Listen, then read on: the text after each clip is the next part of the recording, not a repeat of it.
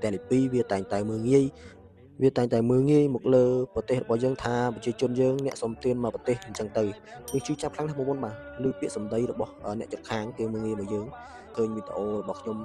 បង្ហាញអំពីតំបន់ទេសចរទាំងអស់នេះសូមឲ្យបងប្អូនទាំងគ្នាជួយចុច like share ម្នាក់មួយផងដើម្បីឲ្យបានទៅដល់ភ្ញៀវបរទេសបាទឲ្យពួកគាត់បានមកលេងឲ្យកាន់តែច្រើនជាងនេះទៀតព្រោះយើងដឹងស្រាប់បាទបងប្អូនទាំងគ្នានេះគឺជាប្រាសាទព្រះខ័ន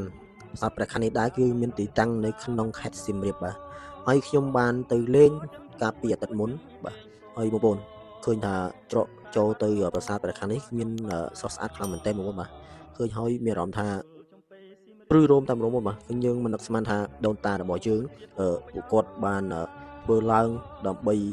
ទុកបន្សល់ទុកដល់កូនចៅចំនួនក្រោយបាទហើយនេះគឺជាផ្លូវចូលទៅបងប្អូនបាទឃើញថា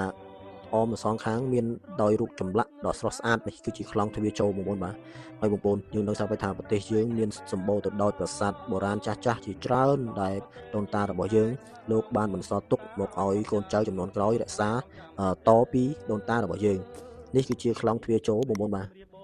ឃើញថាស្រស់ស្អាតបាទហើយយើងថាយើងសាកសម័យមើលតែពេលយើងមិនទាន់ឃើញប្រាសាទតើយើងគ្រាន់តែឃើញនៅក្នុងវីដេអូតើយើងមានអារម្មណ៍យ៉ាងម៉េចយើងចង់ឃើញយើងចង់ប៉ះយើងចង់ស្គាល់បាទចង់ឃើញផ្ទាល់នឹងភ្នែកបាទអញ្ចឹងហើយបងប្អូនសូមបងប្អូនជួយចុច like share វីដេអូនេះមួយផងបងប្អូនបាទហើយយើងនេះគឺជាផ្លូវចូលទៅមិនគ្រាន់តែខ្លងទ្វារបងប្អូនបាទនេះគឺជាផ្លូវចូលទៅប្រាសាទព្រះខ័នតែម្ដងហើយទិដ្ឋភាពនៅក្នុងបរិវេណនេះគឺមានសពស្ងាត់ល្អហើយស្ងាត់ស្រស់ស្អាតបាទនេះគឺជាផែនទីបាទផែនទីប្រាសាទព្រះខ័ននេះគឺជាប្រាសាទបងប្អូនបាទយើងបានចូលមកដល់ក្នុងហើយគឺថា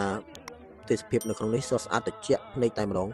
ហើយយើងសាកស្រមៃមើលថាពេលយើងនៅចំនួននោះបាទតើស្អាតប៉ុណ្ណាមកដល់យើងចំនួននេះ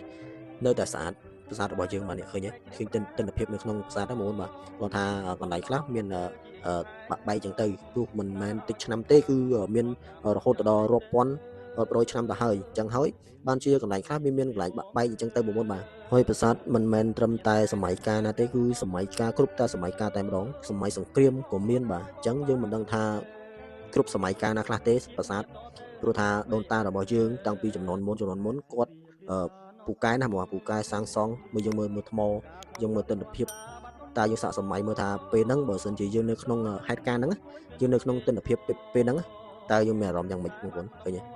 នេះគឺជាបរិវេណនៅក្នុងនឹងទាំងអស់បងប្អូនបាទកន្លែងខ្លះដូចខ្ញុំរៀបរាប់ពីខាងដើមអញ្ចឹងគឺមានកន្លែងខ្លះគឺបាក់បែកអស់ហើយគឺមានអាយុកាលយូរណាស់ហើយអញ្ចឹងគឺវាទ្រុឌទ្រោមទៅតាមនឹងដែរហើយនេះគឺជាទិដ្ឋភាពទាំងស្រុងនៅក្នុងប្រាសាទព្រះខ័នហើយខ្ញុំធ្វើវីដេអូនេះឡើងខ្ញុំចង់បង្ហាញទៅកាន់ពិភពលោកឲ្យបានដឹងថានេះគឺជាប្រាសាទរបស់ខ្មែរយើងបាទហើយចង់ឲ្យភ្ញៀវទេសចរពួកគាត់មកលេងឲ្យបានច្រើនកកតែម្ដងដើម្បីឲ្យសេដ្ឋកិច្ចនៅក្នុងប្រទេសរបស់យើងរីកចម្រើនទៅមុខឲ្យខ្លាំងកុំឲ្យផ្ទៃនេះពីរវាតែងតែមើងងាយមកលើប្រទេសរបស់យើងថាប្រជាជនយើងអ្នកសុំទានមកប្រទេសអញ្ចឹងទៅយើងជឿចាប់ខ្លាំងណាស់បងប្អូនបាទឮពាក្យសម្ដីរបស់អ្នកជិតខាងគេមើងងាយមកយើង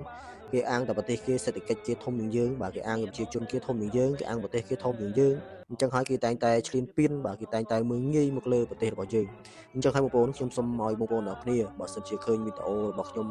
បង្ហាញអំពីតំបន់ទេសចរទាំងអស់នេះសូមឲ្យបងប្អូនទាំងគ្នាជួយចុច like share ម្នាក់មួយផងដើម្បីឲ្យបានទៅដល់ភ្ញៀវបរទេសបាទឲ្យពួកគាត់បានមកលេងឲ្យកាន់តែច្រើនជាងនេះទៀតព្រោះយើងដឹងស្រាប់ថានៅតំបន់ប្រាសាទអង្គរវត្តគឺមួយឆ្នាំ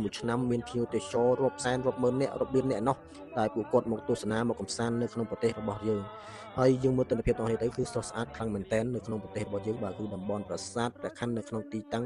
នៅក្នុងទឹកដីខេត្តសៀមរាបនេះតែម្ដងហើយជាចុងក្រោយសូមបងប្អូនទាំងគ្នាកុំភ្លេចជួយចុច like share ម្នាក់មួយផងបាទ